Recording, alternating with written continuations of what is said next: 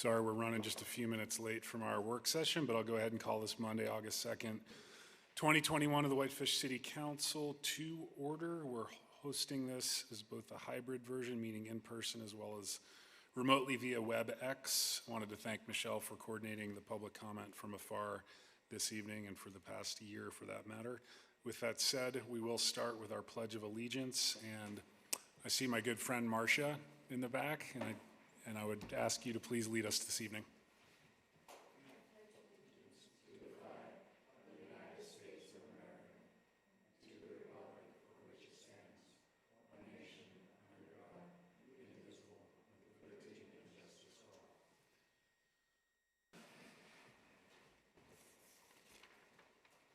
Thank you, Marcia. We'll move on to our communications from the public. Before we go there, I'd just like the record to reflect that Ryan Hennon, Councillor Hennon, is excused this evening. With that said, we'll move on to communications from the public. We do have 3 public hearings advertised for this evening, so if you're here to speak on any one of those public hearings, please wait until I call that public hearing, and then you'll have the opportunity to comment. Otherwise, anything else you'd like to bring to the attention of the council, now would be your opportunity, and we'll start with Toby and then Dick. And for the record, your name and address, please.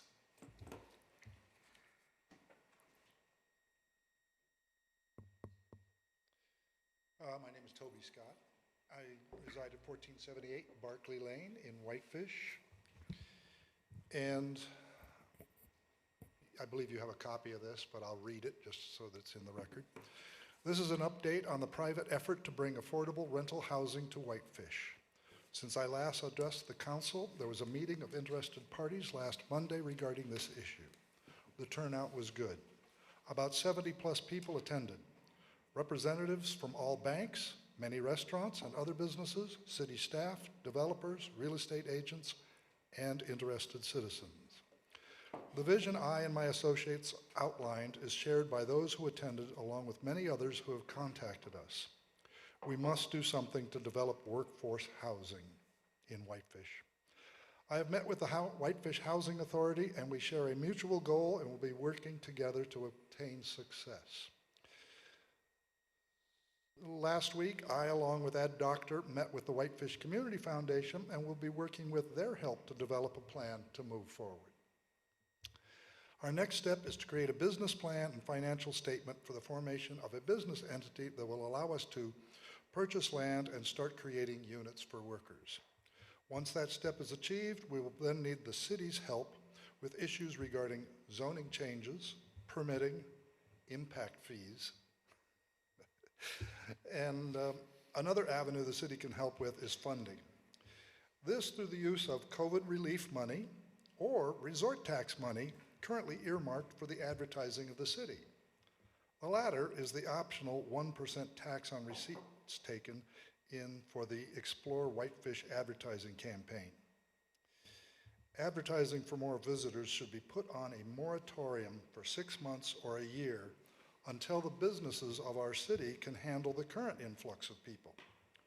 We don't need more tourists. What we need is a place for workers to live so our businesses can conduct business.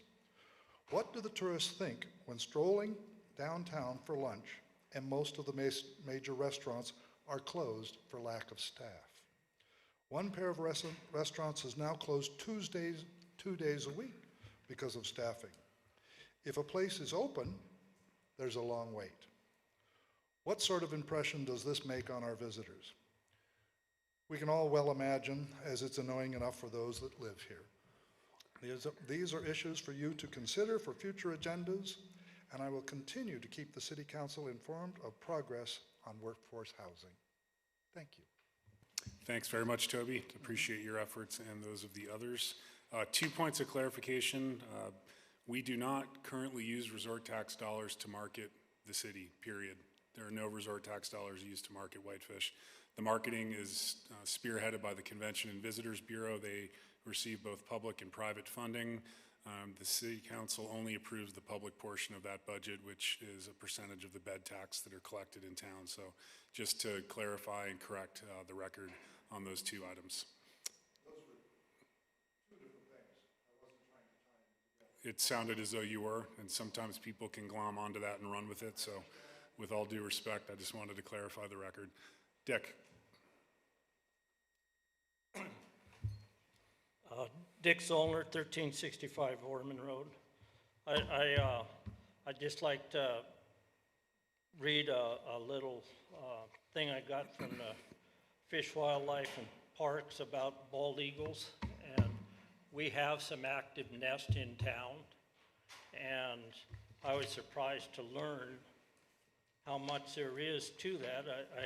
They tried to do a zone change down by Polson, and this guy wrote me back, and his name is Chris Hammond, and he just talks about all the laws that are in place for all these breeding eagles. It's up to a $250,000 fine for individuals if a bald eagle leaves. But they have a whole management plan for this, and it tells you distances from the nest that you have to have. They give you dates of when the breeding would be, and I just think it would be a great thing for the city. I'm sure the nest that I know of is not the only nest in town. But before we violate federal and state laws, or the city does by allowing this kind of stuff, this would probably be a good thing to look at. There is a biologist in Whitefish that does just birds in Whitefish area, or they told me her name. But it would be good for the city to get a hold of this stuff before we start having some violations out there. And I know of the one. I don't know if there's more or not, but it's pretty extensive of what can actually be done. Mm-hmm. And they're talking a quarter of a mile away from that nest of doing anything in open fields or anything else. So the way the city is looking at developing and stuff, it'd be a good idea to look at this. And Dave's got one, you got one, John. Yep. Thanks, Dick.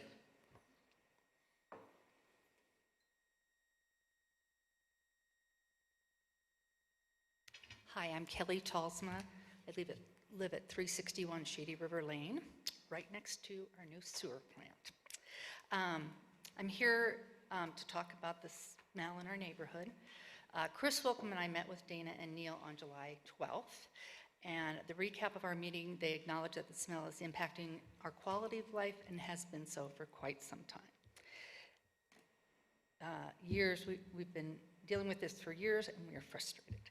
We understand the new treatment plant should be up and running by mid-August, and the ponds will be treated with lime to help mitigate the smell. They also told us that covering the ponds would be a guaranteed solution to mitigate the odor, although expensive. Neil agreed to give us monthly updates and keep the lines of communication open. He has done this, and we are thankful that our report of smell is considered data rather than just those people complaining again. The odor is a pollutant and continues to impact our daily life. Years ago, Whitefish made light pollution a priority and made the commitment to mitigate the light pollution with an expensive solution and replacing streetlights. We ask that you consider odor pollution as a priority as well and look at a solution even if it's costly. I have spent the last few weeks gathering data and wondering how the city is gathering data and how the decisions will be made regarding chemical remediation and other solutions. Here's a Google Doc, and I emailed Michelle. I don't know that I did it soon enough, but there are copies enough for all of you. Just documenting when it smells, and when it smells, it's unbearable. I've also emailed it to other neighbors, but this is just two of us on this. Here are my asks. One, we'd like a tour of the new plant to know what's going on in our backyard.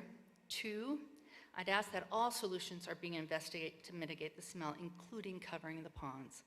We have been told that this would be a certain odorless solution, and we are asking for solutions.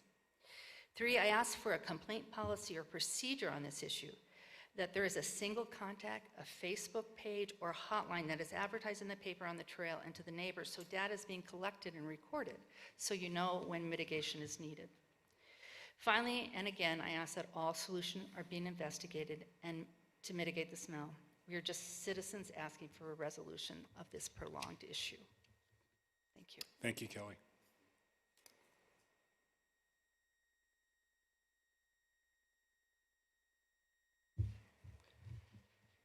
Giuseppe Caltabiano, 2075 Lion Mountain Loop Road. We are not alone in Whitefish. We're not alone in the Flathead Valley. As a commissioner at the airport board, we were evaluating our expansion, and we started by studying Great Falls, Helena, and Bozeman. Soon we realized we were looking at the wrong examples. So we veered our ship and started visiting Jackson Hole, Wyoming, Sun Valley, Bellingham. I have checked in the minutes of the council, and maybe I missed it, so forgive my ignorance. I have not seen a road trip. I would invite all of us to get on a bus and go on a road trip. Last 2 weeks I've been to Austin, Texas, Ketchum, Idaho, Jackson, Wyoming, and spoken to developers in Berkeley, California. They all have faced or are facing workforce housing challenges. Ketchum, Idaho just published a manifesto saying, we do not want to be the next Jackson Hole. And I feel like Whitefish doesn't want to be the next ... So my humble suggestion is, number one, community involvement. Thank you, Toby and Ed, for moving ahead with your initiative. Actually, number one, master plan. I believe in long-term strategies and master plans, so I respect and admire the fact that the council has always worked on a long strategic plan rather than knee-jerk solutions. At the same time, if we have not done, I invite the council to cross-educate or cross-pollinate with cities that have been through this before us. They have solved it well and not well, so we could learn from their mistakes and their successes. Thank you. Thanks, Giuseppe.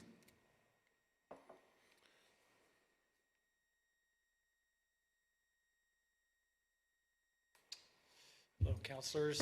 My name is Mark Owens. I'm at 329 Shady River Lane. I've been coming up occasionally for the same topic that Kelly was referring to.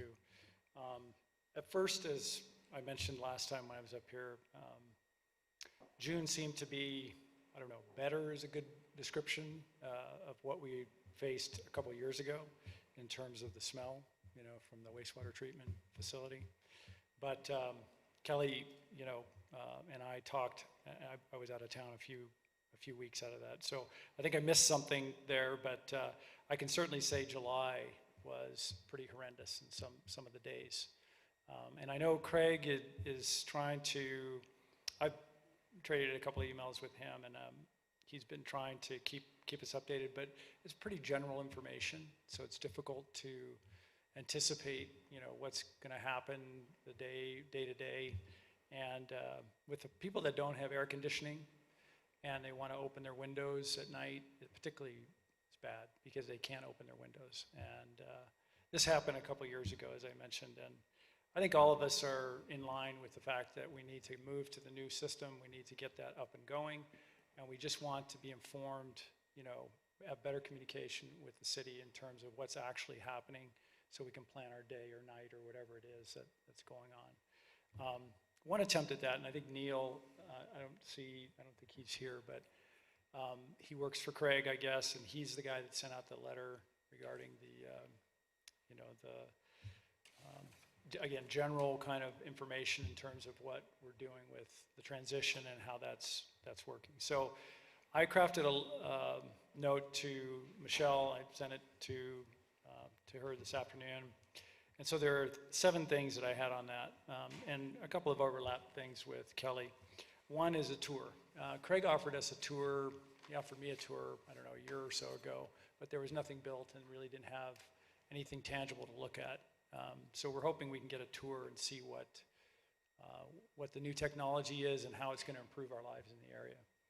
2, how does the city actually measure success in terms of smell? Do they say at 100 yards we shouldn't smell it, or 200 yards, or whatever the measurement is? I don't know that we have anything. I think it's just more of a reactive thing, maybe from the neighbors when they smell. It's not just us, it's the people down the river and near Super One in that neighborhood down there. And Kelly's done a good job of kind of documenting some stuff recently, and she has a sample that she sent of the last week. And she says, you know, here's the hours. And one of the things that Neil was saying was, this only happens at a certain time of day, and it only happens when things are cooling off and things like that. But that's really not true. The experience we have is it can happen any time of day. And what we want to do, and what Kelly's done, is created this data.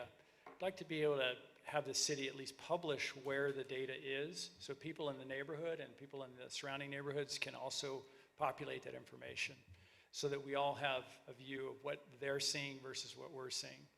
I think that will give the city a better idea of what's going on. And then, like Kelly said, an escalation contact is needed, you know, and this again is for things when things get out of control and very, very, you know, bad smelling situations have occurred even in July. And then, of course, you know, as we transition, number 5 here is the mitigation plan for the transition to the new system. I know Craig had mentioned we're going to put lime on it. Is there stronger chemicals? Are there other things we can do? Kelly mentioned to cover. Are there other solutions that the city can look at in terms of, you know, how things are going or how things will go going forward? Because we don't have, you know, a confirmation from the city, you know, it's not going to smell anymore after we get the new system in. We don't have that yet, right? So we don't have commitment there. And then, as I mentioned, we would like to know, in terms of the schedule, at least in the surrounding areas, what the schedule is for the transition and when we have a highest risk of being able to, you know, have to leave our house or do something like that. Unfortunately, that's kind of where we're at. You know, we want to know when we think we're going to have, you know, we just drained the lagoon, it's open, and it smells. Heads up, right? The next couple of days. And then finally, that's number 6. Number 7 is a contractual liability. So if it does smell, if the city has this contract with the guys that are installing it, who's on the hook to make sure that things go successfully? I mean, because I can see down the line, if a bunch of people are affected, this is not going to be good, right? And the new system obviously is expected to work better.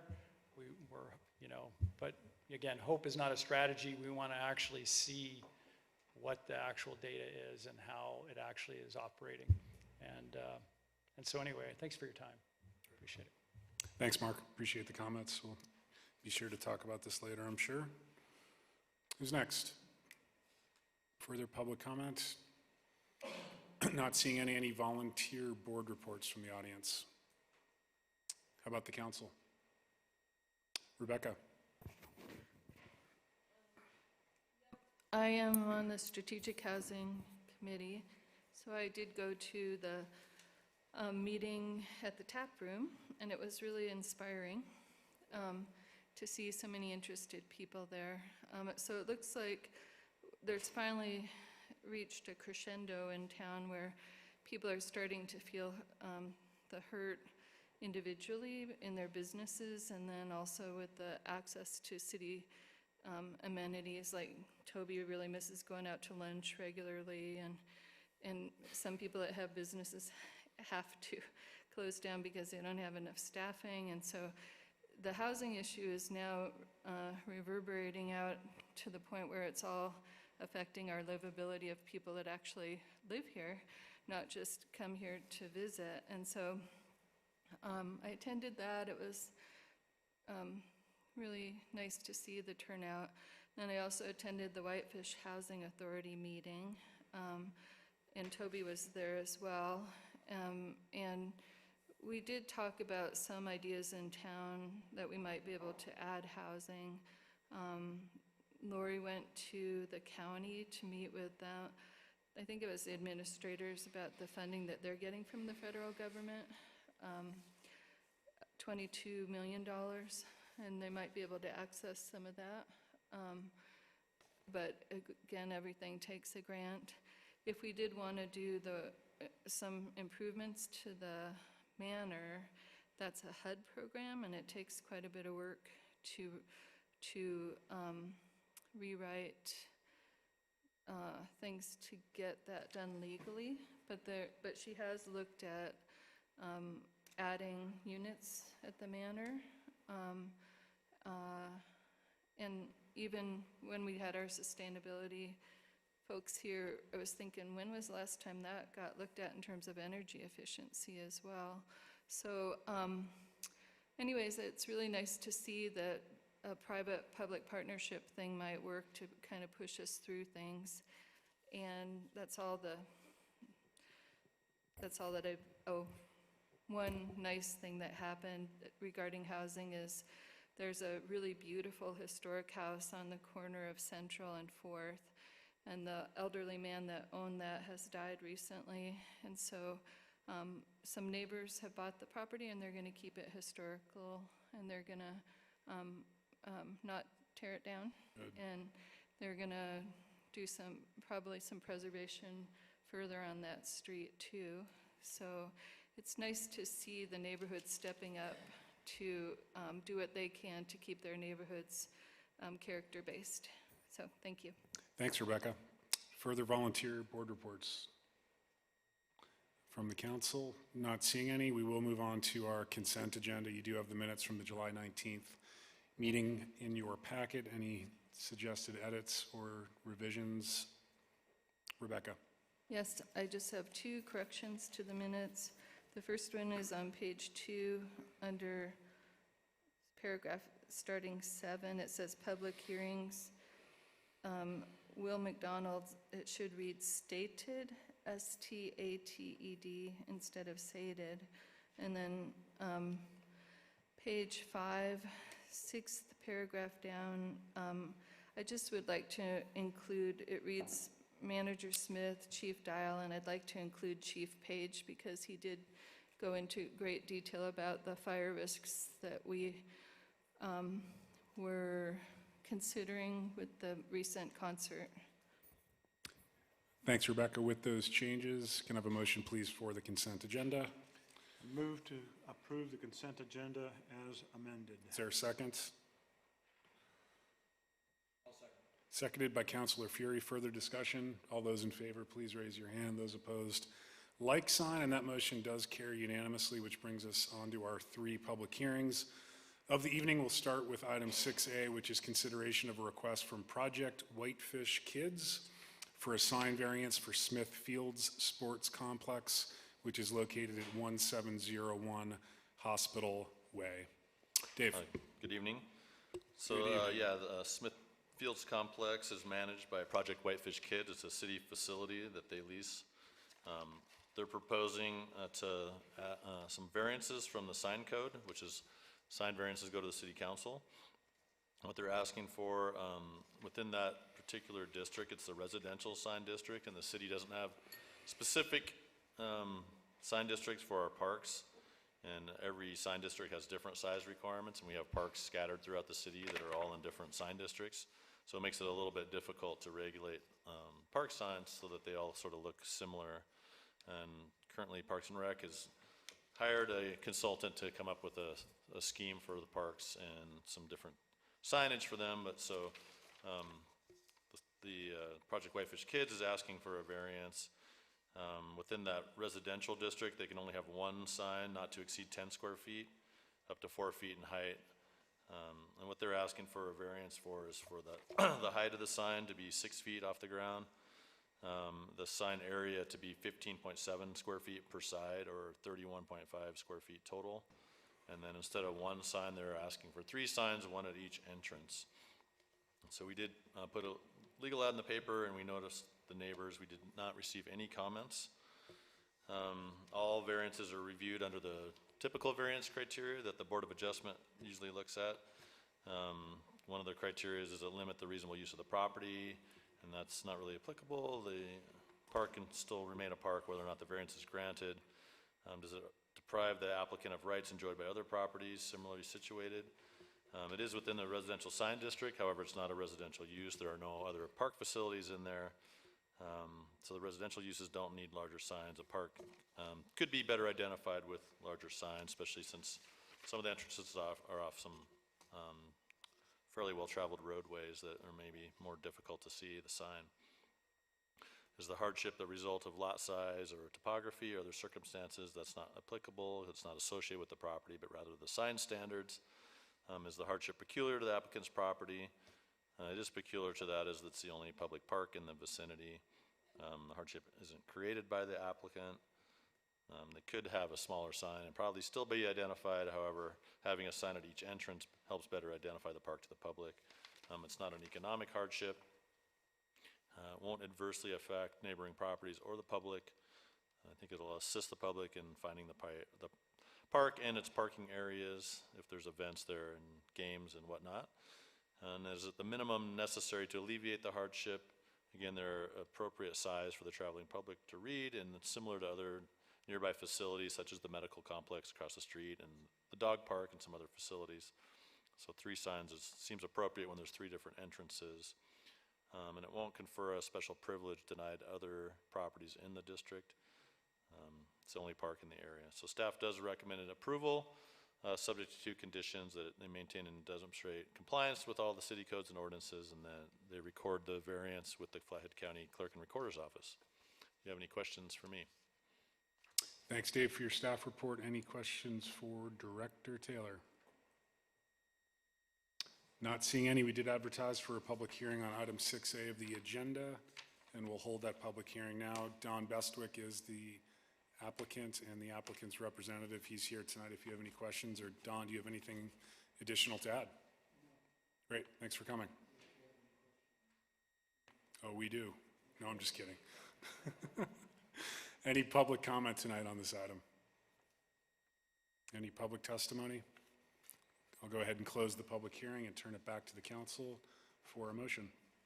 Mr. Mayor, I would make a motion that we adopt staff report and the findings, and we approve WZV 21-05, which is a request from Project Whitefish Kids for a sign variance at the Smithfield Sports Complex. Second. Thank you, Andy. That was seconded by Councilor Quinnell. Further discussion on the motion? Rebecca? Yes, first off, thank you, Don. I think it's a great idea. I really appreciate you bringing in the similarity to the dog park as well, and honoring the people that helped make this happen. It's just gets better and better all the time. Thank you for your hard work. Further comments? All those in favor of the motion, please raise your hand. Those opposed, like sign, and that motion does carry unanimously. Michelle? Thanks, Don. We'll move on to item 6B of our agenda, which is consideration of request from Maureen Casey for a conditional use permit for a guest house located at 350 Armory Road. The property is zoned WCR, which is our county residential district, and I will turn it over to Tara to present her staff report. Good evening. Thank you, guys. So Maureen Casey, the owner of 350 Armory Road, is requesting a conditional use permit to use an existing single-family home as a guest house. If all goes well here tonight, she plans to build a new single-family home on the property that will be designated as the primary residence. The lot's approximately 15 acres, and the existing residence and the new planned residence will both be situated at the rear of the lot. There's also a small barn on site already at the southwest corner of the property. The lot's zoned WCR, country residential, and it's the only property on the south side of Armory in that area that's been voluntarily annexed into the city. The surrounding properties are all zoned county suburban agricultural, besides the north, which is in the city, but it's also zoned agricultural. The growth policy designation is also rural residential, which corresponds well to this type of development. The structure is and will continue to be accessed by a driveway off Armory Road as of right now that runs along the east side of the property. The driveway is currently dirt, but per our zoning regulations, they'll be required to pave the first 80 feet of the driveway. Their submitted plans right now show that they'll be paving the whole thing, so that condition appears to be met. They're also exceeding the required on-site parking, which will all be paved as well per their plans, and everything else is in compliance with setbacks, lot coverage, so on. Since the public notices have been out, we've received 2 comments, both of which are in your packets, neither of which have any issues with the proposed use, but comment on one private landowner issue and then also the safety along Armory Road there. Staff recommendations for approval of this permit, subject to the 8 conditions listed in the staff report. And then additionally, at the planning board public hearing, the board unanimously voted to recommend approval of this as well. And that's all I have, so any questions I can take now. Thanks, Tara. Any questions for Tara? Not seeing any. Thanks. We did advertise for a public hearing on item 6B of our agenda, and we'll hold that public hearing now. I'm not sure, is the applicant present tonight? Anything additional to add, sir? Okay, thanks for coming. Any public testimony this evening on this item? Public comments? Not seeing any, I'll go ahead and close the public hearing and turn it back to the council. Steve? Mr. Mayor, I move that we approve WCUP 21-14, the findings of fact in the staff report and the conditions of approval. Thank you, Steve. Is there a second to the motion? I'll second. Seconded by Councilor Sweeney. Further discussion? All those in favor, please raise your hand. Actually, before we take roll call, Michelle, is there any public comment online, please? Thank you, sorry about that. For those that are on WebEx, if you'd like to speak towards this agenda item, please raise your hand or unmute your mic.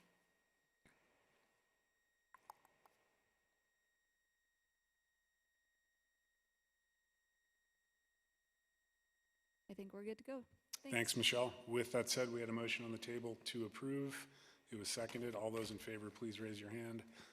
Those opposed, like sign, and that passes unanimously as well. Michelle, we'll move on to item 6C of our agenda, which is ordinance 21-10, an ordinance amending section 1A of the Whitefish Legacy Homes Program, 11-2S WPUD Planned Unit Development District, and 12-4-31 Affordable Housing of Title 12 subdivision regulations of the city code to modify the formerly mandatory inclusionary zoning program to be a voluntary program with incentives, and this will be on a first reading. Dave.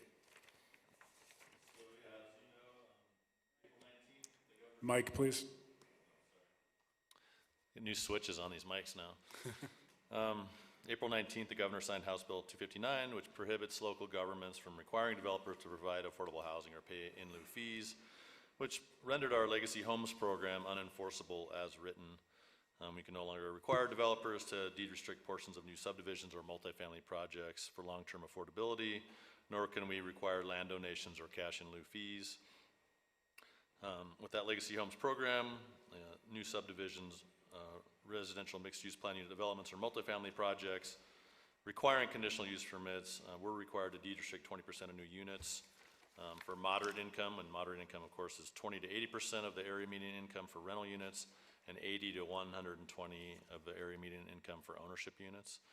And what we're proposing is to amend the program into a voluntary program with reduced eligibility requirements in order to receive those incentives.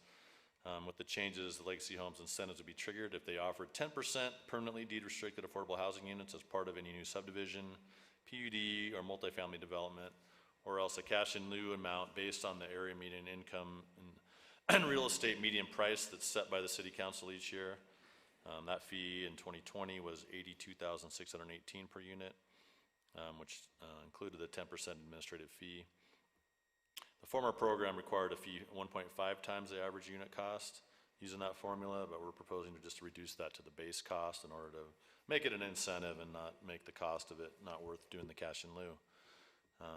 Single-family homes, accessory apartments, and one-lot subdivisions would not qualify for incentives. So with the standards that we put together with the Legacy Homes, those would stay in place. So it establishes standards for the affordable units, including a mix of dwelling types, bedroom mixes, how they're proportional to the market rate units and built with the same quality. And then, options to build units off-site or pay cash in lieu have been revised to eliminate restrictions on those alternative options in order to incentivize people to use any means possible to help us with our affordable housing crisis that we have. We would also allow someone to purchase and dedicate existing units that are off-site as an option, which the previous program did not allow for. Applicants that wish to qualify for the incentives would submit a housing mitigation plan, and that would be reviewed by staff and the Housing Authority just to make sure that it meets our criteria and our standards with the program. And then they'd have a copy of a standardized deed restriction that we have in our administrative procedures. Each qualifying project may choose one or more of the incentives that were included in the Legacy Homes program. For multifamily construction projects, they could utilize a 20% reduction in parking. For 2-bedroom units or above, a 10% increase in building height up to a maximum of 38.5 feet, 10% increase in lot coverage, and a 20% increase in allowed density. For subdivisions, incentives would include a 20% reduction in lot size and width, 10% increase in lot coverage, and a 20% increase in density. And with the PUD, they could use those same incentives, one or the other, either for the multifamily or the subdivisions, but not both, if they provide 10% affordable housing. And then they would also qualify for the density bonus outlined in the PUD chapter. And they could also ask for greater deviations from the development requirements as part of the PUD, provided they provide suitable community benefit as an offset. One of the things we can do is look for additional incentives, potentially looking at financial incentives such as a waiver or reimbursement of impact fees and things like that in order to encourage people to build affordable housing. So in order to implement these incentive programs, we did have to revise the Legacy Homes chapter to turn it into an incentive-based program, not a requirement. And then in addition to that, we had some language in our PUD chapter and our variance chapter, as well as our subdivision regulations that needed to also be amended in order to change this program. And then there's a section that references the 10% administrative fee. We're just removing that because any fees are not typically listed in the zoning code, and that's set with the administrative procedures, which you guys will be seeing coming up in the future, some modifications to that, which will be approved by resolution, not by ordinance. We are going to propose eliminating that 10% administrative fee, just because if someone's paying $1 million to the Housing Authority for a cash in lieu, that additional 10% is a pretty whopping increase on top of that isn't necessarily commiserate, because it tends to punish people that are providing more affordable housing rather than less affordable housing. So with the amendments, forget which page of the packet, but in general, most of the requirements, just basically rearranging the language in there. I'm not going to go into the specifics of all that. We are, changing it from a 20% to a 10%, permanently deed restricted, and then listing, what's qualified for incentives, removing the exemptions since it's a voluntary program. There's no need for exemptions, and then modified some language in the qualification that we can consider alternatives, especially but not limited to situations where there's high property tax and things like that, but that's not certainly exclusive of that. Someone could propose cash in lieu or other ways to meet that qualification for incentives through other means, including off-site housing, as I mentioned.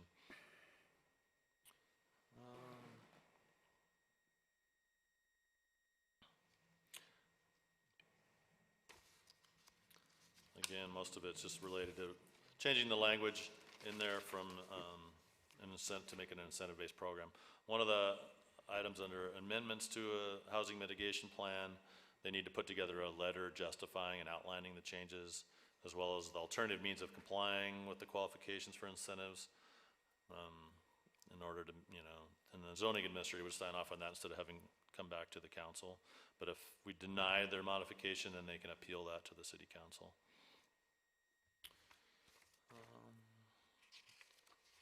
We also removed some language in there about taking property without just compensation, since that's no longer relevant since it's a voluntary program. Within the plan unit development chapter, again, we revised some language in the density bonus portion, just talking about that they can request additional density if 10% of the project's units are permanently deed restricted.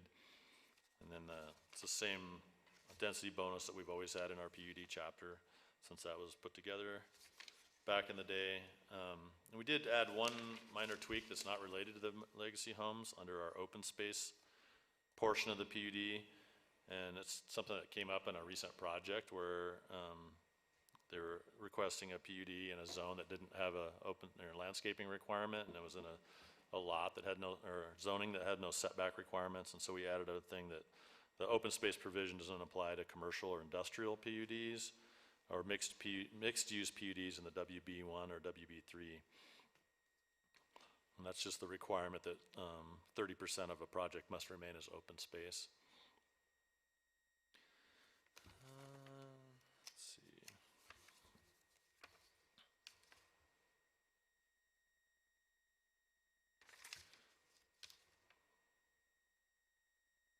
That pretty much sums up the PUD portion of it.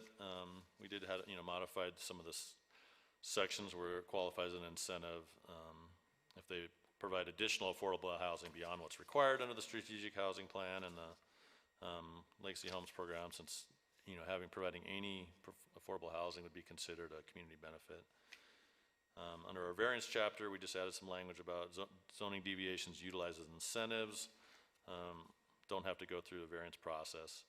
And then some language in our affordable housing, in our subdivision regulations, talking again about utilizing that as incentives. So any text amendments, we do have to review those under state law to see if they conform to our growth policy. We do have some language in there about maintaining a social and economic diversity of Whitefish through affordable housing programs to keep citizens and members of the workforce from being displaced. We have a housing element policy that says the city shall always have a policy supporting the development of affordable housing and shall seek to partner with and support any reputable affordable housing developer in the private sector or public.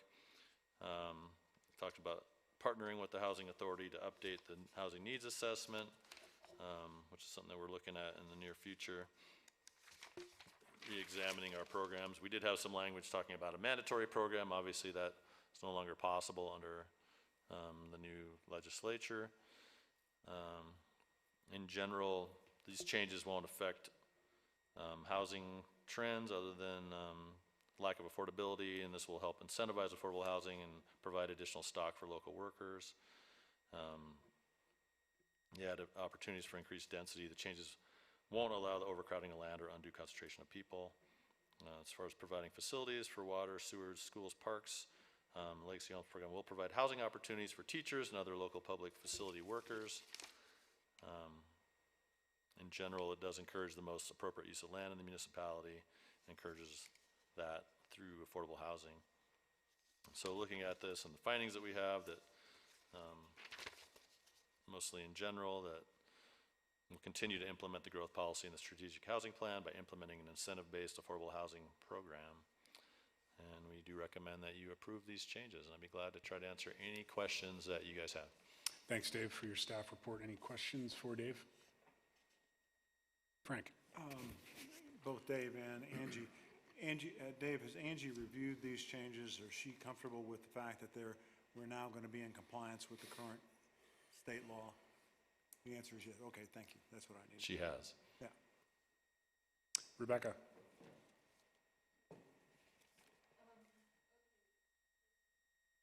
Microphone, please. Okay, so anybody that's going to do multifamily or PUDs and builds 10% affordable housing can have 20% reduction in parking, 10% increase in building height up to 38.5 feet, 10% increase in lot size, 20% increase in density, and possibly having their impact fees reimbursed by the city. Yeah, I mean, that's something we have to talk about in the future, the impact fees. Yeah, we haven't done that yet, but we're thinking we could maybe legally do that. Is there anything else that would make someone come in to do this besides this? I think there might be some other things that we can look at as part of the housing committee to see if there's additional incentives that we can come up with. I mean, this is sort of the first step. We're trying to get this in place as quickly as possible, since there are development projects coming in, and there's people that might want to utilize this to provide affordable housing, but right now they don't really have a way to do that other than through the PUD chapter is the only one, and we don't specify currently what percentage of affordable housing they need to provide with the PUD chapter. So, Well, thanks for going through it.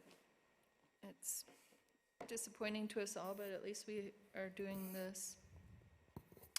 Further questions from council? I have a question. Steve?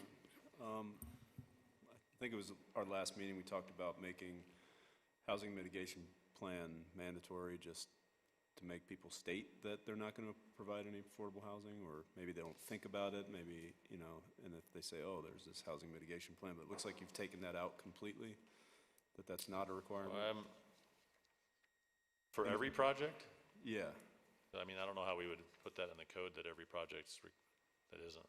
Well, That would require that. Section 11-1A-5 says that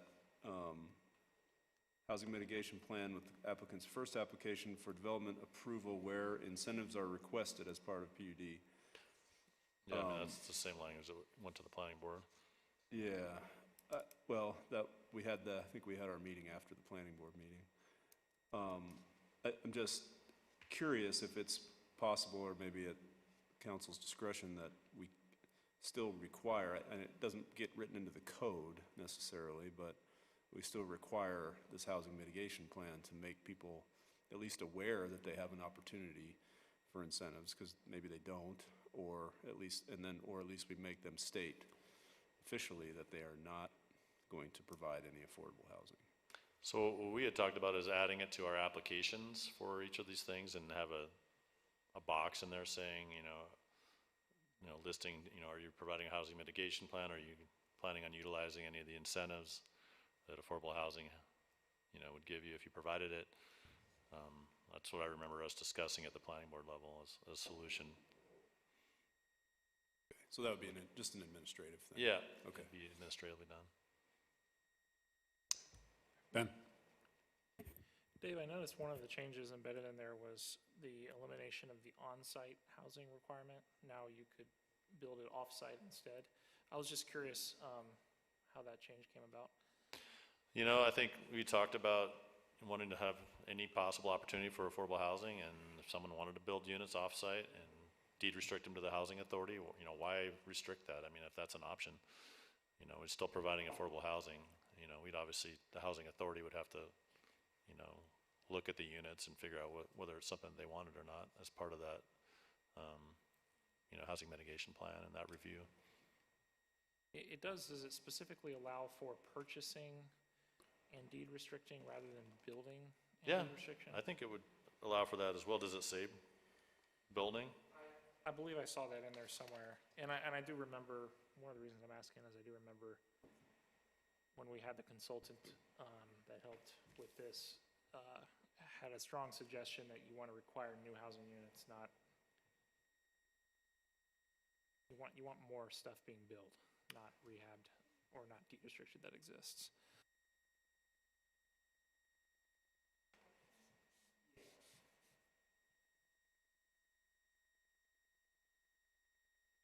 Yeah, it just says purchasing existing off-site market rate units and deed restricting them as affordable housing is permitted. And so, that's the change. It did say prohibited in the past, and that's the kind of change that we made just in talking about, like, why wouldn't we allow someone to do that? Obviously, if it's some, beat up old house, the housing authority could say, no, that's not, but if it's a market rate unit that, meets the qualifications, again, if it could be permanently deed restricted, even if it's an existing home, I don't know why we wouldn't want to at least look at that. Further questions for Dave? I had a quick question, Dave. So obviously, this is going to be 100% voluntary program. We have to dangle a pretty big carrot in front of developers to get any affordable housing at this point and incentivize the heck out of projects to do the same. When I look at the overall program, like, for example, the requirements of the housing mitigation plan, are we making this too onerous? I guess that's something we'll find out as people go through the program. The housing mitigation plan is pretty prescriptive on things. However, I think in general, most of the things in there are things that we would probably want to see. Maybe something we'll have to look at again. In bringing these changes forward, we didn't want to undo a lot of the work that we did. We spent 2 years coming up with this and fine-tuning it, with cooperation from the housing authority and trying to figure out what are the best types of units that people, can build for people. So, I guess we can wait and see, and if it becomes an issue, we can look at that section and. Yeah, I think we need to keep our eye on that because it's totally two different scenarios we're talking about. Before it was mandatory. Yep. They had to do the mitigation plan. There was no other option. Now we're making it voluntary and having to incentivize these projects and dangle a pretty big carrot. And I just don't want to disincentivize developers from taking advantage of this program. Right. What it does is just makes them put together, a list of what it's going to be and what size the units are and all. So how can the city help a developer put together a plan? Is that going to be part of the job description of our part-time housing coordinator? And we'll have some draft housing mitigation plans where they can fill in the blanks, I think, that we'll be able to hand out to them to make it easier. I think we need to do that. Yeah. Absolutely. Further questions for Dave before we hold our public hearing? Not seeing any. We did advertise for a public hearing on item 6 C of our agenda, which is ordinance 21-10. Is there any public testimony this evening? Giuseppe? We are now looking at a proposal that calls for 10%. Name and address, please. I Sorry. apologize. Giuseppe Caltabiano, 2075 Lion Mountain Loop Road, Whitefish, Montana. This drafted proposal, David and team, great job, not easy, is proposing a 10% to qualify, which means if I build 10 units, one needs to be quote unquote affordable. If I build 20, it's two. There are two prongs consequences to this. Number one is that the builder is looking at 100% of their cost, and then he has 10% of that he needs to sell under cost, okay? Are the incentives enough to justify the economic decision of the builders? That's something that you have studied, and maybe you've talked to some developers. One of my experiences is that some cities are looking at tiered incentives. Because I'd rather have a builder build 50% affordable houses in a development rather than 10%. So is there a way to tier the incentives so that a builder can apply for 10%, 20%, or make it simple, 10, 30, and 60, and give different incentives so that we turn the knob to push them to do 60, still making money. Because if they don't make money, they're going to build in the county, in Kalispell, and they're going to have this discussion 5 years from now, by the way, because this is a county-wide issue. Coming to the point, I do not know if we have looked at all the costs that are a burden to a developer. I talked with Dana a couple of weeks ago, and we discussed about the fire code. I'm not sure if we found out, but many cities adopt this code called the International Fire Code, which is an overkill for certain communities, because, you know, it works for New York City, Los Angeles, but maybe it's an overkill for Whitefish, Montana.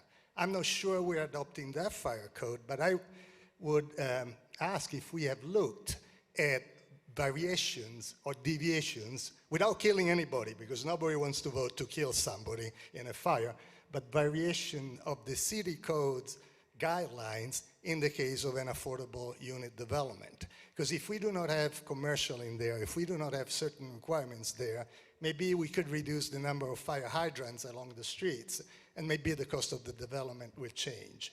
In Austin, Texas, they have studied the fire code case by case, looking at the firehouses near the developments. And they realized that certain streets, they need to have 60 feet berth because the fire truck only needed 27 feet. So just throwing some ideas as we're moving through this dynamic process. Thank you. Thank you, Giuseppe. Further public comment tonight? Not seeing any, I'll close the public hearing and turn it back. Excuse me, Michelle, any call-in comments this evening or written comment for that matter? I should probably check. So any of you that are on the WebEx, if you'd like to speak towards this item, please raise your hand or go ahead and unmute your mic.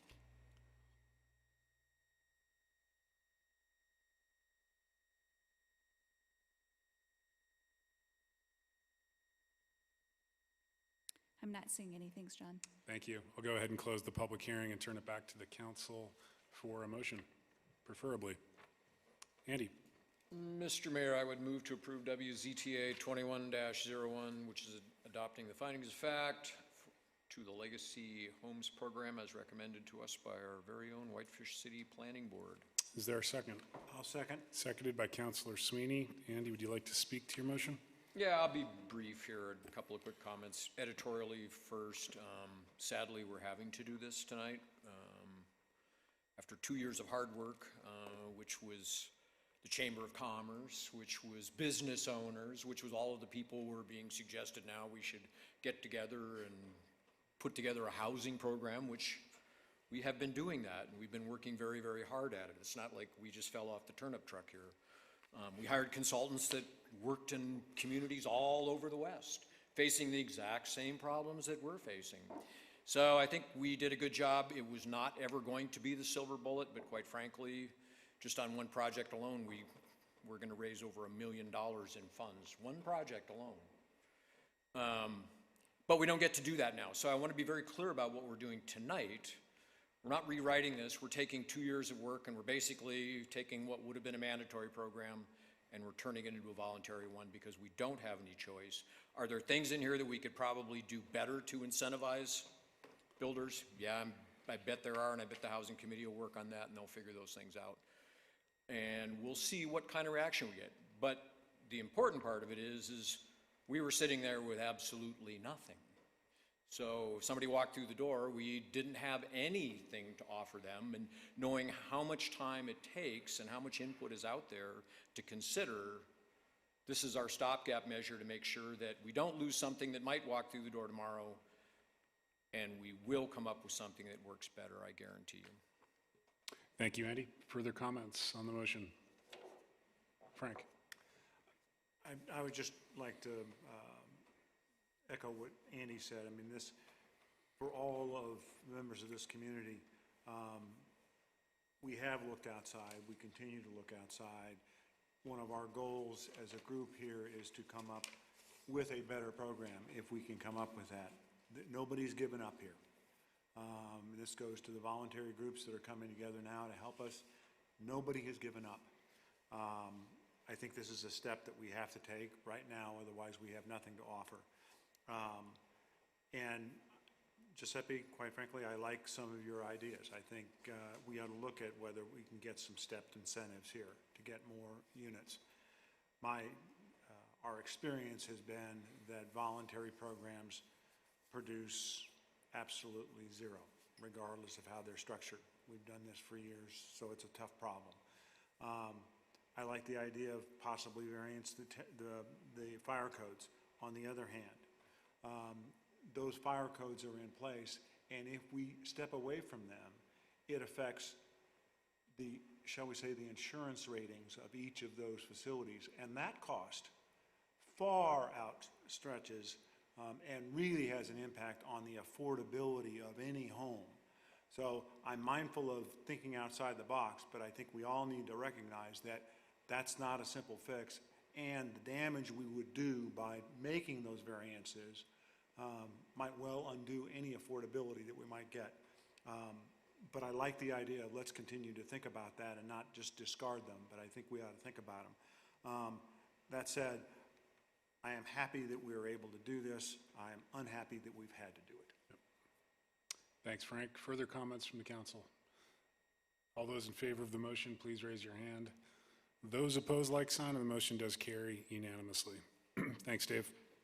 We'll move on to item 7A of the agenda, which is consideration of a request from, Eris Humer and William Winans for a Whitefish Lake and Lakeshore variance to place 2 docks at a property located in the county at 434 Pharma Road.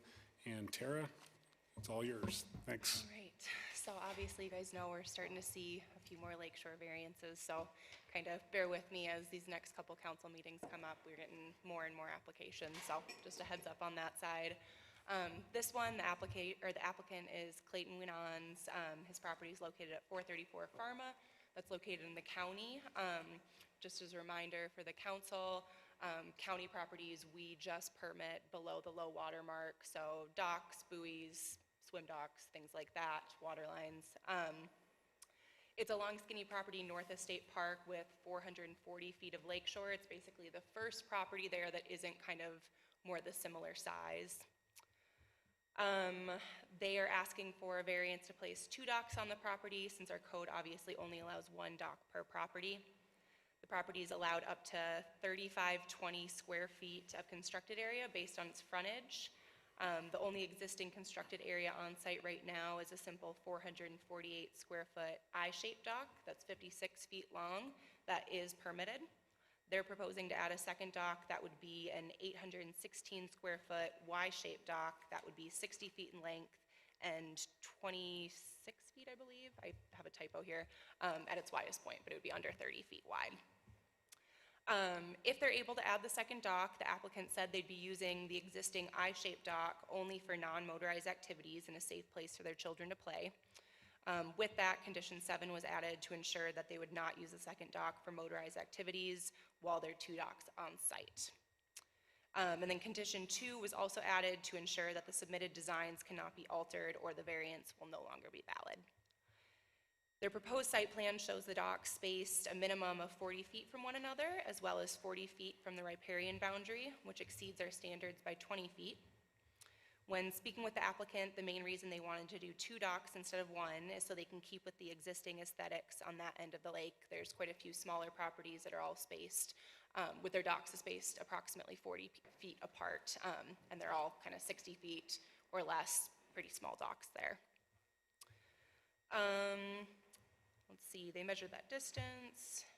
Yep, and then we also added that 40-foot spacing requirement as condition 6 to make sure that that wouldn't be allowed to change over the years. So each time they put the docks back in, they'll have to remain that 40 feet apart.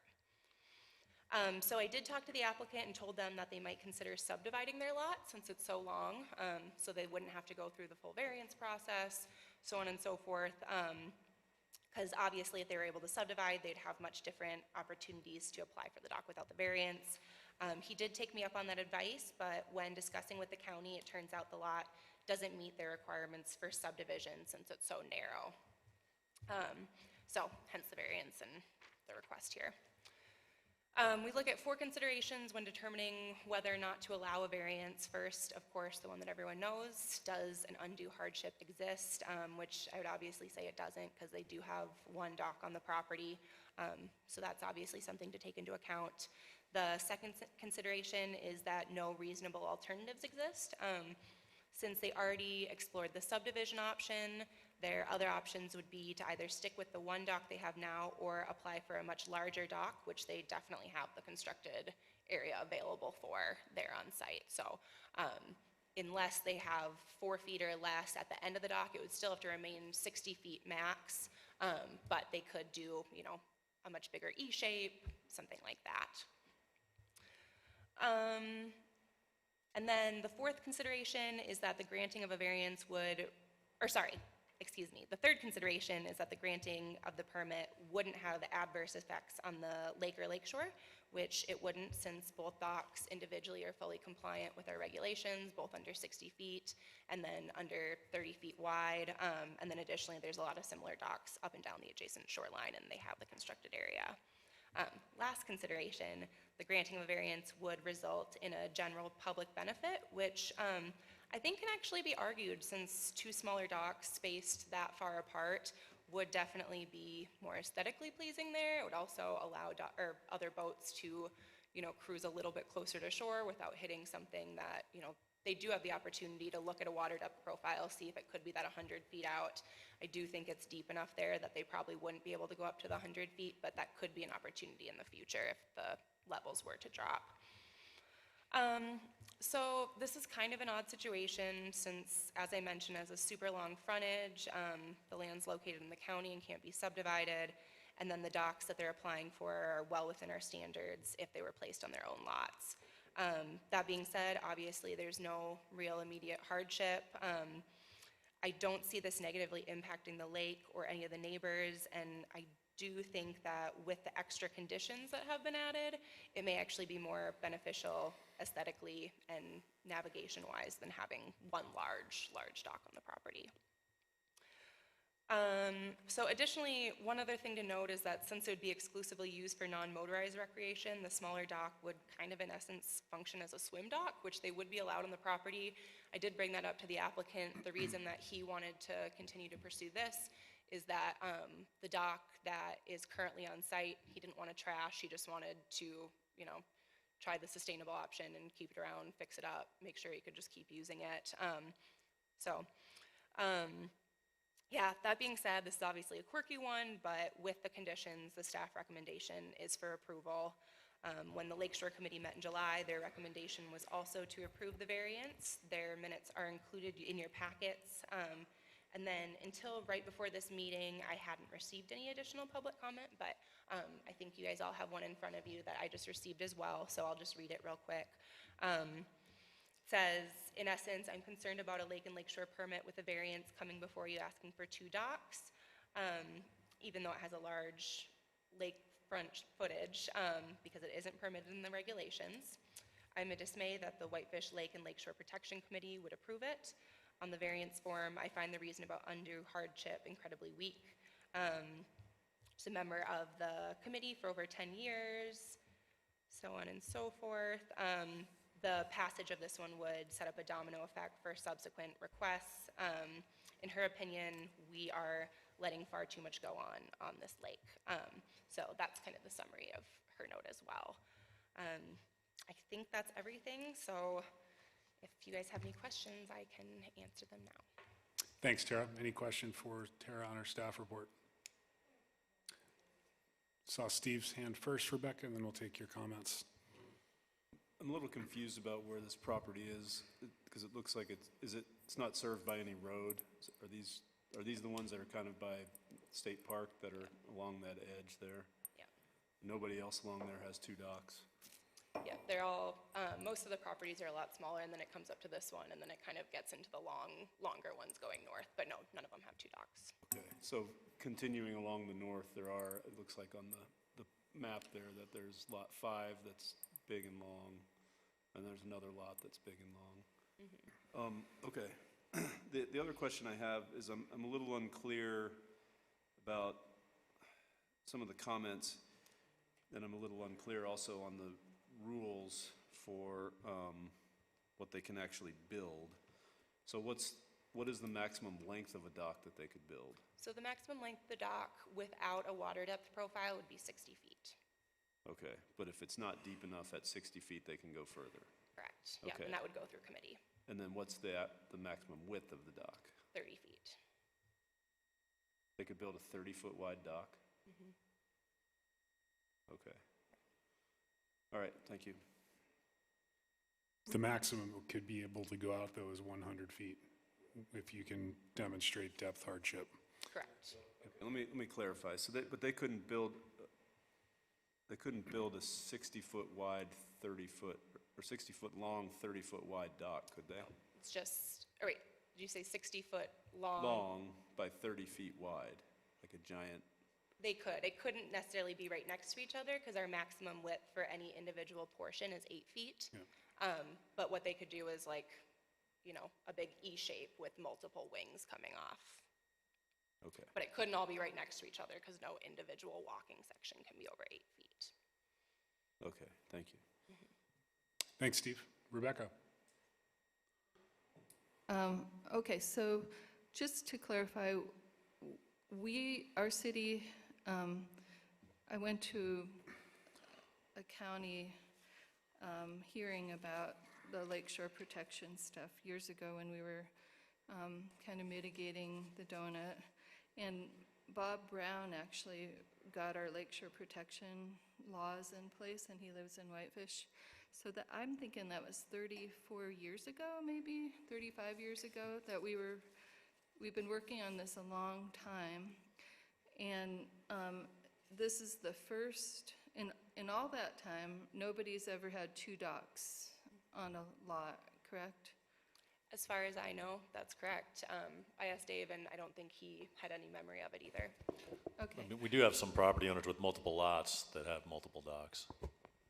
But yeah, But multiple they're lots. separate lots. Yeah, Separate lots? separate Okay. lots. And then if this first one was retained, that would be a complaint-driven process where someone would have to complain about them using motorized water things on that dock. Otherwise, nobody would know except the people that are using it, correct? Correct, and that was one of the things that was brought up during the Lakeshore Committee, because obviously that's really tricky. We don't have the staff to just go out and patrol all the time, so it is complaint-driven. I know a couple of them mentioned they live right near there and kind of went to vote from there, but that's what we have. Okay. That's all. I just wanted to clarify publicly what our precedent has been. Further comments? Ben? I noticed in your staff report, it does explicitly state that the applicant does not meet all the criteria for a variance. And as a strictly legal question, how can we prove that? And does that open us up to legal liability in the future, or would this withstand scrutiny in a court or something? The way I read the variance criteria, pardon me, it's and. So it's, and I think that's been pointed out before, that all our criterias should be met. So Ben, typically in those situations, and you know, you just have the findings need to, in order to approve it, need to be modified to support the variance. Yeah, if you were to approve it, Ben, you would need to modify, Tara's findings to find that, there is no reasonable alternative or that it's not an undue hardship. So that's kind of up to you folks if you think you can craft findings that would support the variance criteria. So any motion would be required to additionally state the specific findings. Yes. I'm going to chime in here because I don't think this warrants a lot of discussion, quite frankly. I sat on the committee. Can I just ask a couple of Sure, specific go questions ahead. of staff? If I'm looking at the drawing right here, Tara, I don't see 60 feet. I see a total of 77 feet in length. And then I also see one section in here that's 12 feet wide by 26 feet long. What are you referencing, Councilor The Perry? drawing right in here, Big Sky Dock Service, P.O. Box 1276, Big Fork, Montana, which I assumed was the Can you show dock me we're that? looking at. It's, yeah. I'm assuming that's the dock we're approving.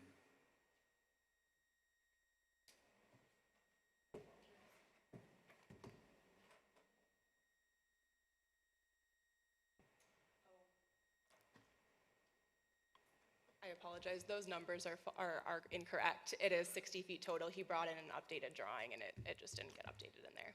So is the section 26 feet wide still 12 feet wide? Yes, or no, it's not. It's 6 feet wide. 6 feet by 26? Yep, and I can get you guys those drawings. I apologize for that, but I guess back to the point, just 2 docks versus 1, and I think that's the discussion. Okay, that was my question. I was a little confused, obviously. I should have acknowledged you first. I think it's the writing's on the wall. I think this needs to get denied. It's very clear that when granting a variance, the application needs to meet all of the variance criteria, and certainly in this instance, reasonable alternatives do exist. They could apply for a new application for a dock that complies with the lakeshore regulations. Secondly, I don't think there's undue hardship here, certainly not. And I don't certainly buy the public benefit test that's been applied to this application personally, and I feel very strongly that the regulations should be applied uniformly to avoid setting precedent in the future, because we do have large lakefront properties with hundreds of contiguous lakefront feet that could come in and ask for the same favor. So I don't think this warrants a lot of discussion personally, and I would suggest that this application be denied for those reasons. Mr. Mayor, I would make a motion. Please. I would move to deny Lakeshore variance to place 2 docks on a property located at 434 Farmer Road, which is RWLV 21-W43, and I'm doing that on its failure to meet all 4 criteria for a variance. I'll second. That was a motion to deny the variance request, and that was seconded by Councilor Sweeney. Angie, in order to deny, do we need to add an additional finding, or is that satisfactory, indicating that it just doesn't meet all the variance criteria? I think that's satisfactory. Okay. Further comments on the motion? Rebecca? Just that this is one of the most precious parts of our city, is how carefully tended our lake has been and how thoughtful people have been, including people on this council, in evaluating every impact for decades. And just, I really appreciate everybody's hard work, especially Marcia out there. And Jim Stack wrote us a letter also, and it's a very precious part of our heritage. Thanks, Rebecca. Further comments? All those in favor of the motion, please raise your hand. Those opposed, like sign. And the motion does carry unanimously, Michelle. Thanks, Tara. We'll move on to item 8A of the agenda, which is Dana's written report enclosed with the packet. Any questions for Dana? Not seeing any. Dana, anything additional to report on? John, I'm sorry. Steve, I excuse me. just, I just want to comment on the new logo. I'm sorry, I'm not a design expert, and I don't think this warrants a lot of time or discussion, but the new logo, the greens kind of are mushy together on the left-hand side. The old logo, the tree stands out from the shoreline much better. This new logo, they kind of mush in together. I don't think it looks all that great. I don't know what the process would be to kind of try to lighten up that green that's on the landscape next to the lake there, but it just, it looks kind of, it doesn't look right to me. So, speaking of the logo, that's good. We can definitely work with the designer if we need to. Cassie has actually joined us online. She designed this for Parks and Rec, which it has been adopted by the Park Board. So this is going to be the logo used for the Parks and Recreation Department. The one in my staff report is not a great quality logo. Definitely the one that's toward the bottom, which is the one that was submitted with the real drawings. It's more distinct. So I do think some of it has to do with the PDF that came across. But that said, we can definitely look into that.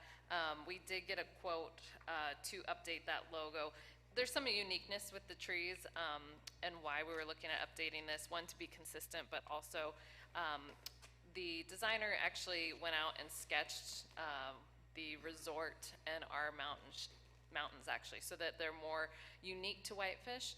And the trees that are designed there are actually from Baki Nature Reserve. So those are both representative of our community. And so those were the updates to our logo, trying to keep it similar to what we had before, obviously for transitioning from one logo to the next. But we can definitely look into that green color and see how we might be able to adjust that. I see Cassie nodding her head. So if you guys have questions or comments for her, I didn't mean to more than welcome. say that I didn't like the logo. I love it. I just, the greens just kind of don't make sense. And I do think it's somewhat the PDF, to be honest, but we can definitely look and see how that works on electronic means. So. Thanks, Dana. Thanks, Steve. Dana. Yes, I have a list, and I'm sorry. I'll try to go quick. First, as y'all are aware, we're obviously going through some growth challenges with the number of visitors in town, from garbage to sidewalk maintenance. I did send a letter out to downtown businesses, one, to inform them of what the city's doing with our garbage cans downtown, including we have added 3 containers. We are now having daily pickups. In fact, now we are having sometimes twice-a-day pickups, just to keep the trash from overflowing. In the letter, we've also requested the businesses that are providing takeout containers, because that's what we're seeing the most impact from, to try to get containers, remind the customers to break them down as much as possible when disposing of them, and to please take the extra few steps to find an empty garbage can and not just go to one. I can't put 3 in one site because people won't be able to walk around them. From the sidewalk standpoint, though, it is clear, obviously, this has been an initiative of the cities at some point before about trying to get our sidewalks clean. The letter does remind our businesses that it is their responsibility to maintain their sidewalks. But 2 years ago, maybe 3 years ago now, Adam had worked with the Heart of Whitefish to create a position in the city budget that would be funded partially by the city and partially by the business owners. The portion funded by business owners would be to help with the sidewalk cleaning, power washing. Unfortunately, with the workforce challenges that we have this year from all businesses, but also the city, I know that we weren't able to hire that position 2 years ago. We definitely will not be able to hire it again this year. But we do have a couple a couple companies that have offered their services that can do power washing. So Chris with Heart of Whitefish did send out the letter. He's gotten a good response back that the businesses would be willing to pay for it. One of the benefits to the city holding the contract is we can keep track of who is actually power washing their sidewalk, but also get a better price for our businesses. So we are taking it to be somewhat of a partnership in that the city would hold the contract and work with the vendors, identifying which properties have contributed to the effort. But keeping in mind that those that don't want to participate, and if their sidewalks are deemed excessively soiled that we could actually follow up with them and force cleaning of them if needed. So that's just a quick update on that. Obviously, we're working through the growing pains. You'll see some weeds around town. We just cannot hire a landscaper. We've tried all summer to hire a landscaper for our Parks Department, so we're pretty short-staffed. Angie and I actually walked downtown a little bit on Friday and pulled weeds ourselves because we really don't have the staff to do so. Also a good excuse to get out and walk around town.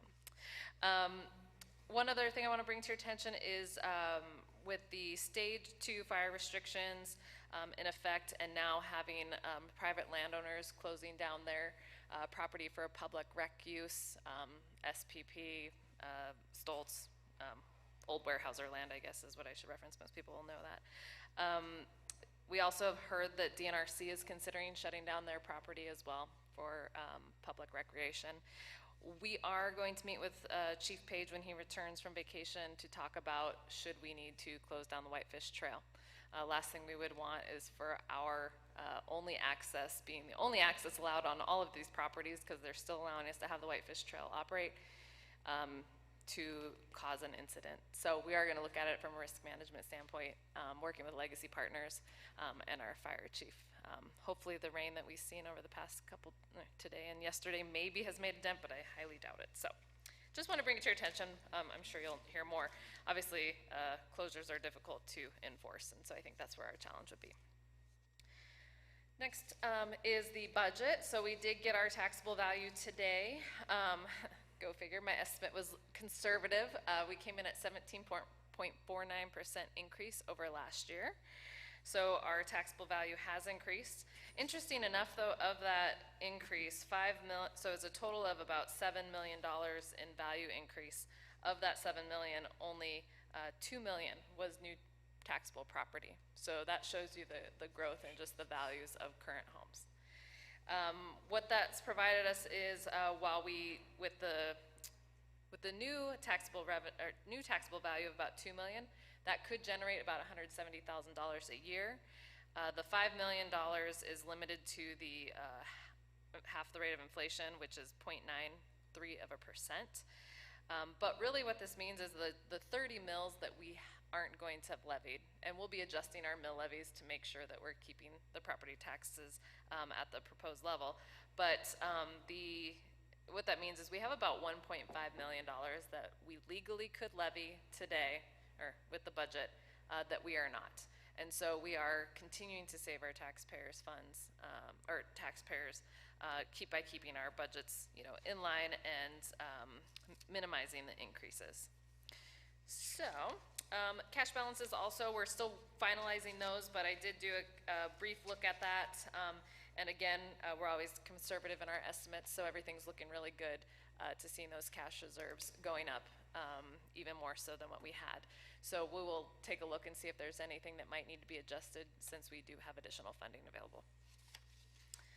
Okay, I'm making my way through, I promise here.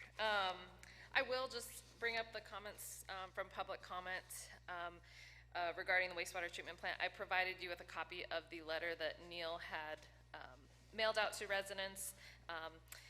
As you heard tonight, we did meet with a couple residents in that area to discuss kind of our efforts in mitigating the transition of the plant to the new facility. One of our biggest challenges right now is that we did have to make some adjustments to our lagoons that are struggling to obviously maintain a good sense of smell right now about them, to add new equipment. So the blowers were turned off, so that has increased odors. We're also seeing time fluctuations, so smells are stronger as they are in the riverbed, and then during the early morning hours and the evening hours. One of the things that's a challenge is, before we started the wastewater treatment plant project, it was decided that dredging those lagoons was probably not something that needed to be done right away at a cost to ratepayers. So as we've taken, another 5 years to actually get to the development of the new wastewater treatment plant, that first lagoon is heavy. It's got quite a bit of sludge in there, and so it is a challenge. They are working with the contractors and with those that actually have lime that we'll be looking at to mitigate the smells that are produced.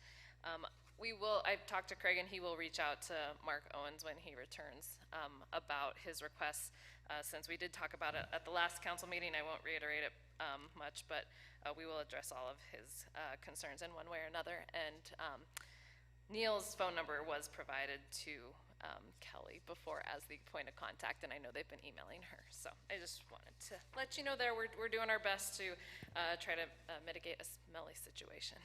Dana, are those lagoons capped at the end of the day, or is the sludge removed and the lagoons backfilled with clean fill? Yep, so they have to be, I don't think we dredge them. They're gonna put on a heavy covering of lime and hoping that they will like harden on top before we can fill it. They have to dry out for like a year or so. But that lime is what we're hoping will go, and I think I'm using the right word, lime, to hopefully help cap it. And it's just gonna depend on weather and the process, but I'll have Craig give you guys an update. Just curious, when yeah, he okay. comes back. Good thing I have intelligence staff on our team, because that's not my area of expertise. And then the only other comment I wanted to make is about COVID-19. We haven't talked about it for a while, but unfortunately we're seeing it rear its ugly head again. We have about 301 cases in Flat Valley. We're almost double of what the next highest county in Montana is. And so I think it's important to know that, to remind the council and everyone that really we can't do much from a legislative standpoint. The Montana State Legislature removed our ability to require masks. We are recommending, and I sent out a recommendation for city staff to follow the CDC guidelines, but at this point, I cannot trespass any individuals from City Hall or any publicly paid for facilities for not complying with any kind of mask recommendations. So I know the school district is looking at it. They had reached out to me, but so far it's just going to be messaging. We might consider in the next couple weeks, if we're continuing the same trend as we had last fall, to at least get the messaging going about you know, playing it safe. We're not out of this pandemic, and hopefully some of the concerning stuff that we've heard about vaccinated individuals getting COVID and potentially making the virus resistant to vaccines. Hopefully that doesn't come to fruition. So just something to keep in mind, that it doesn't seem like we're out of the woods, and that American Rescue Plan funds that we do have could be used for those messaging efforts if necessary. And our goal is always to keep businesses open and the schools open. So that's just, I think, you know, the purpose behind it, and keep everybody safe and healthy. So if you ever want to go back to remote meetings, just, you know, let us know in advance and we'll start working on those kind of ordinances. But right now, I think we're holding okay. So that's all I have. Thanks, Dana. We'll start with councilor comments. Rebecca, any comments tonight? Yes. The CDC actually came out on Friday asking vaccinated people to begin to mask in congregated settings. And it's because the new variant, Delta, even vaccinated people can be carriers. They thought that the viral load would be so low in vaccinated people that they would not be contagious for very long. But now they're seeing that it's pretty virulent, and that they're just worried because I've seen estimates between double or 1,000 times the viral load once it gets into your body as the initial strains that we were dealing with. And so if anybody out there can begin to mask up again to protect our community, it would be greatly appreciated by me, since I am a long hauler. And the disease is dangerous, and it's a vascular disease, so it can affect any part of your body, including your brain and your eyes and your reproductive system, any organ in your body. And some people that are getting the disease for long periods of time, between 10 and 30%, are pretty sick, very sick. And now we initially thought that the children would not be getting sick, but they are also getting sick. And the people that are now hospitalized and dying are the unvaccinated young adults. So ideally, we can reverse this at some point, but now the next concern is that the variants will combine to become a super virus, and then the vaccines won't work at all. So it's pretty bad. So whatever people can do, I know it's been politicized a lot, but having lived with it, I think people need to respect that this is an unprecedented disease. I've never lived with anything like it. So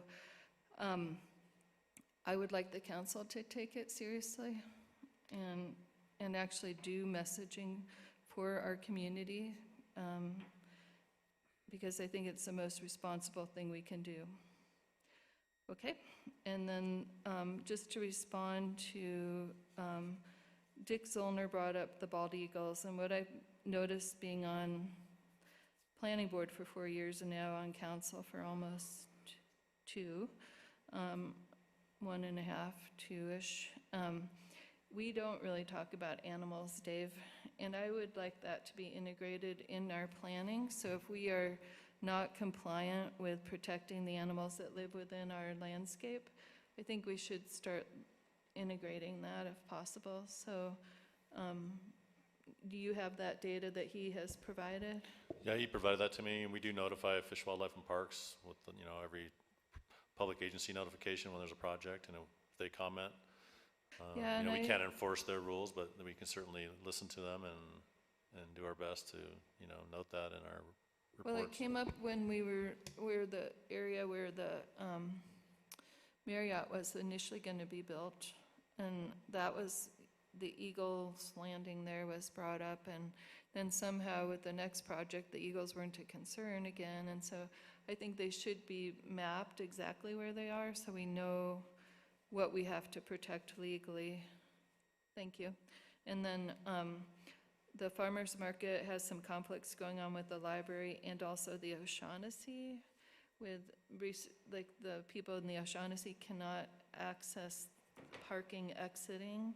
So I talked to Joe Page about it. He didn't think it was a fire risk to anybody involved, but I just think maybe it's too late for this year, but we should really look at these kinds of things for next year. Dana? I can tell you that I've met with O'Shaughnessy about their parking situation. They aren't looking for anything this year. It's something we'll have to address with the farmers market potentially next year. Okay. Along with, I'm not sure so much the library situation, but even our businesses along Railway. Yeah, thank you. I know you are on top of everything, but I just have to follow up because people have approached me about it. And Rhonda brought up the Lupford cul-de-sac, and I was wondering if we'd made any decisions on that, about restricting parking down at the, where the turnaround is. I'll have to check with Right. Bridger and PD, but I don't think at this point or even Craig, I don't think we're changing the signage there because it's already signed, and they are monitoring it to see if there's RVs down there. But from what I've heard, I think there was like one, but I think it was a resident down there that had a RV. So. And we might not have any paint to paint it anyways. That's true. And that's all I have. I appreciate our 2 city council candidates coming every 2 weeks, and appreciate you getting yourselves informed. And the only other thing is, Giuseppe, we did do a very vigorous analysis of other communities for housing, and that we hired consultants, and they actually have worked in many resorts, and then they also compared what we were dealing with what solutions had come up. And then we are also going to be coming up with a new Whitefish housing needs assessment, and I think it's in November. Is that right? So it's on the table to look at what conditions have changed on the ground and then update where we think we might be able to be. But it was a good idea. Thank you. Thanks, Rebecca. Ben? No comments, thank you. Thanks, Ben. Frank? Dana, this goes back a little bit to your comment on the Whitefish Trail and some of the lands being shut down. I attempted to go to the Haskell Trailhead today big sign says, no parking, go away, don't come here anymore because fire danger and logging. Who put that up? I think it's Stoltz. I don't know whoever put it up there, but it's closed. Yeah, my understanding, That's- Stoltz is planning on Yeah, closing that's it down. technically not the Whitefish Trail. Haskell is not the Whitefish Trail. You have to go to the Big Mountain parking lot. Okay. Yeah, you're right, you're correct. All I'm suggesting is it is happening already. You're and- talking about the parking area up Haskell Basin Road? Correct. Okay. That's the one that's closed. Not Reservoir. Yeah, no, you're right. And I didn't mean to leave the wrong impression, and I'm glad I was corrected, so thank you all. But what I'm suggesting is that it is happening already on these lands that we all use for recreation. And I think it would be helpful to them and to all of us that all of our citizens be made more aware that that is where we are going. So anything we can do to help Joe get that message out, or anybody else, to make it more prominent, I think would be very, very helpful. And then on the COVID issue. Angie was going to comment Okay, on go your ahead. comment. Go ahead. Yeah, Frank, I was just going to let you know that Heidi and I actually talked about it at length today, and we're going to meet with Joe, and, you know, I think we need to be supportive of those private landowners, too, that were so kind of generous as to allow our trail through their property. Right. Good, thank you. And then on COVID data, and I think that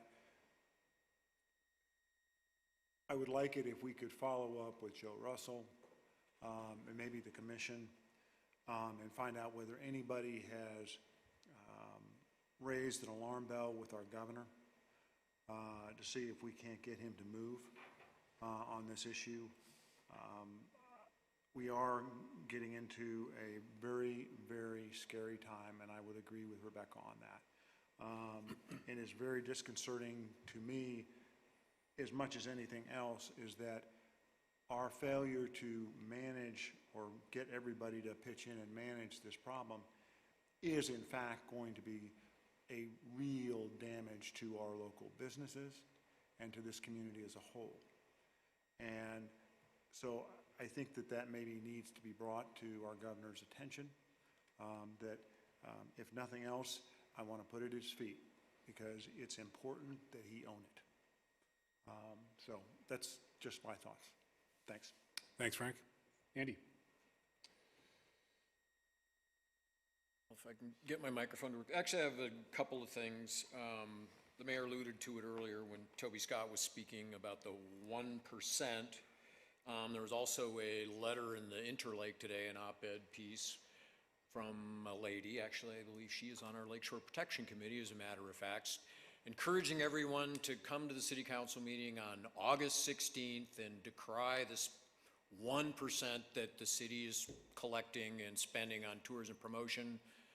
That is a voluntary program. The WCVB collects that money. The city does not spend any resort tax dollars on that.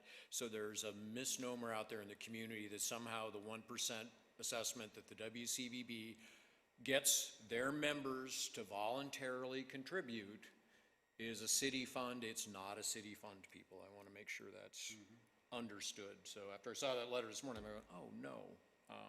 So don't come on the 16th for that reason. Come and comment on the budget, because nobody ever does.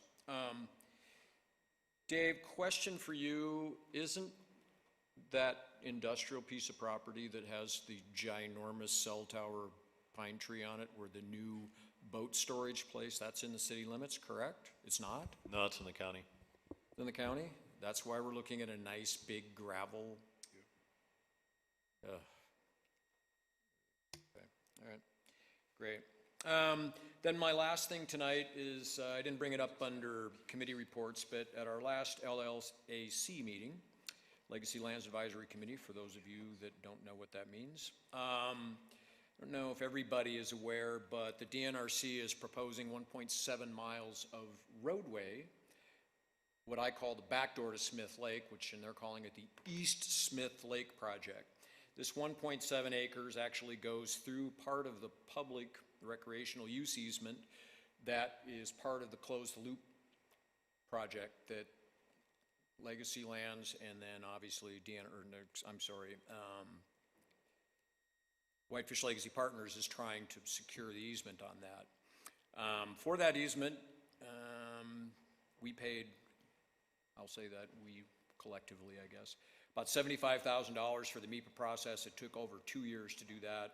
And then now the DNRC is coming in and saying we're going to punch 1.7 miles of road through that, which will also provide access to 3 parcels of property, 2 of which are currently landlocked and have no legal access, and 1 of which will provide a secondary access to a piece of property that will then probably be subdividable, would be my guess, and I'm pretty sure that's why they would like to do that. If there's enough head nods on the council, I would like us to comment as a city. I know that Legacy Partners will comment. I think the LLAC committee would like to comment, and I would like us as the city to at least draw to the attention of the DNRC the problems with that. I mean, it's a bad place for, especially this summer, and we're thinking about where that is. It's steep hillsides that we really want to have houses going in there. I mean, it kind of doesn't seem like a good thing to me. Legacy Partners and everything all got started actually all over a reciprocal road access agreement into Gogan's property many, many years ago that Mr. Redo Barrington was trying to get. So if everybody nods heads, comment period is now. We have to comment by August 7th. We would go ahead and draft a letter, circulate it to the council for everybody's approval, get the mayor to sign it or us to sign it as a collective council, which would probably be even better. And I'd like to send that off. One of the things that Legacy Partners will probably do will be to withdraw 100 acres out of the public recreation use easement that we're currently trying to pursue. And if we did that, that's roughly about $1.2 to $1.6 million of lost revenue to the DNRC. So I'm not quite sure what they're going to gain in revenue out of that by getting trees, or how much other people are going to pay them to have that road access. But quite frankly, they've not really had a very sympathetic ear to anybody's comments other than the people that want access to their property that don't have access to their property currently. So if that's okay with everybody, I would go ahead and circulate that language, and everybody can say yes, great, no, wrong. Angie? And I know Angie's talked with Heidi about this, and so. I have, and I actually think you guys have till the 11th, is my understanding from Heidi. The 11th, okay. Yeah, that's my understanding from Heidi, and I can definitely clarify that, just so you guys don't feel extremely rushed. Yeah, I thought it was the 11th, and then I'd read the 7th today. I thought in their IP, but let me see. Is there a public notice out, Andy? Yeah, comments must be received no later than August 7th, 2021 to be considered. That's in their initial proposal letter. So I would suggest that we do it by the 7th. Please do. Yep. Yeah. Are you volunteering to draft that, or do you need some help? Or? I think Heidi has offered to go ahead and do it Okay. with me, and we can get it out, and I can do that in the next day or two. So Sounds good. Andy and Heidi and I decided to kind of work on that together this week too, so I can definitely give her a hand too, so she's not overwhelmed by it. Awesome. Thanks, Andy. That is all I have. Steve? Just a couple small things. I just want to address the comment in our notes that we somehow approved this music festival of 20,000 plus people. It was not us that approved it. That is in the county.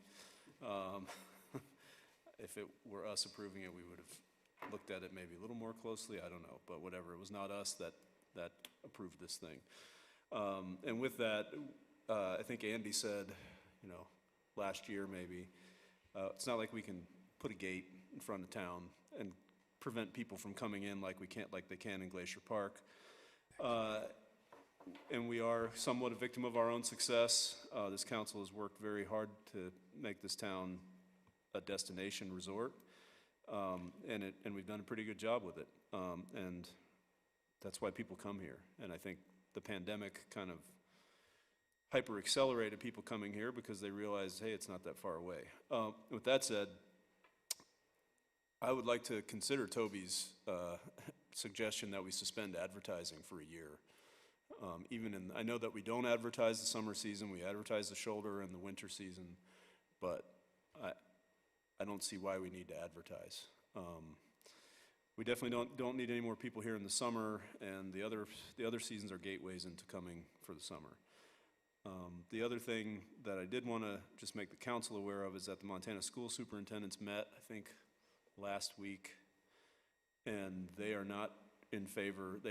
Their official statement is that masks are a choice, so don't look for the schools in Kalispell particularly, probably, although our school board may do something different. In Kalispell, I doubt they will. Our school boards, we still have autonomy, and I don't think that the state regulations apply to schools, so the school boards could mandate masks, but that would be a school board decision as well. So, but the superintendents are not going to back masks on a state level. And with that, that's all. I wasn't planning on speaking to that topic, Steve, but I'll kind of tee off from where you left it. But I certainly would have given Dylan Boyle a heads up that we were going to talk about this, but it is related to marketing. And I apologize in advance to Dylan that we are talking about it without the CVB present here tonight. But I've been reading about other communities in Colorado and Utah that are actually redirecting the public portion of their, marketing budgets, their equivalent of our CVB, to affordable housing and other growth-related efforts. And I've never asked the question, but of course, when we approve the CVB's annual budget, there's, like I said earlier, the public portion and the private portion. The public portion is what we approve technically. What can those funds be used for? And if you don't have the answer to that tonight, that's fine, but it just sparked my inquiry a little bit. I will have that researched for the August 16th meeting, because I assume we're going to see people regardless of us telling them not to come. But I'll bring that to the 16th. I think one of the challenges is we had to approve that budget for them to submit it to the state. So the state has already received the, I think, use. So I don't know what we can do for this year.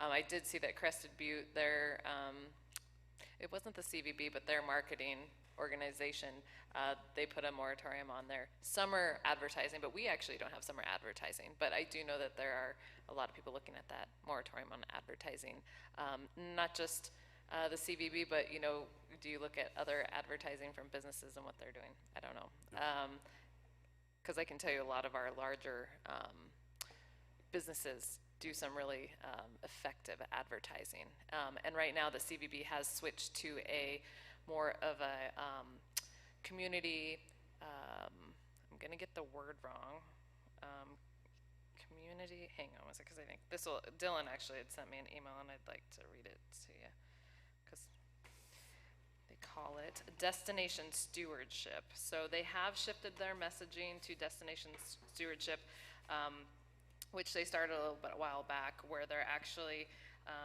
asking people, when they do come, what's the visitor's expectations when they're here. I did share with him that Crested Butte, they're changing theirs to actually saying like, hey, our businesses are closed certain days. Hey, we're short staffed, like expect long waits, expect, these changes compared to our normal year. Crested Butte made that change, but they are aware of the sentiment around town, and whether you get rid of that stewardship messaging or not, I'm not sure. But it's something to explore, but I will get that 1%. Long story short, I'll research that for you. Yeah, and I'm just curious. I'll reach out to Dylan and mention to him that we had, this discussion. I tend to continue to disagree with the CVB that despite their efforts, which they're doing a great job of in terms of the value campaigning, even though they're focused on shoulder season marketing, there's collateral damage that happens during our peak seasons, both winter and summer, as a result. And I strongly believe that. And I think we can have further discussion on that at our next meeting. The other item I did want to talk about at our next meeting, not tonight, Dana, are STRs and where we left that, because I did not participate in the work session. But, the items that I'd like to have a discussion on at the next meeting include the concept of a moratorium on STRs. Secondly, whether we cap the number of STRs that are allowed by zoning district. And then thirdly, the recommendation from the Sustainable Tourism Committee that we increase the minimum stay to 90 days for a short-term rental definition. And I'd like to have a discussion on the agenda if possible, on STRs in general, if that's okay with the council at the next meeting. And I'm seeing, So we do have it scheduled for a work session on September 2nd. Okay, Right now. that's So fine. I know that, I think next meeting is the Highway 93 South Corridor Plan, if it is scheduled and coming forward. If that one is moved, we might be able to get this STR information ready for yeah, you guys. take your time. But yeah, we have it scheduled for September 2nd, and we're looking at even trying to figure out how many, sorry, it's been a while, how many properties could become an STR in our 2 zoning districts that allow it. Just trying to come up with an estimate, so you know where we're at today and what more could be changed. Okay. Just a notification on the, I'm sure you're aware of this, but we have 10 items on the planning board for this month, so agendas for city council could get kind of long as well. Yeah. After, in September. Okay. Great, thanks, Dana. Anything further from the council? How about staff? I forgot one minor thing. We're going to continue to try to serve dinner for you guys every council meeting, but it is becoming exceedingly harder to get takeout from our restaurants. As you can imagine, we will notify you if it's going to be a pack your own dinner night. But Michelle's done a good job so far, but just bear with us on trying to find alternatives. Thanks, Michelle. Thanks, Dana. On that note, we are adjourned. Be safe.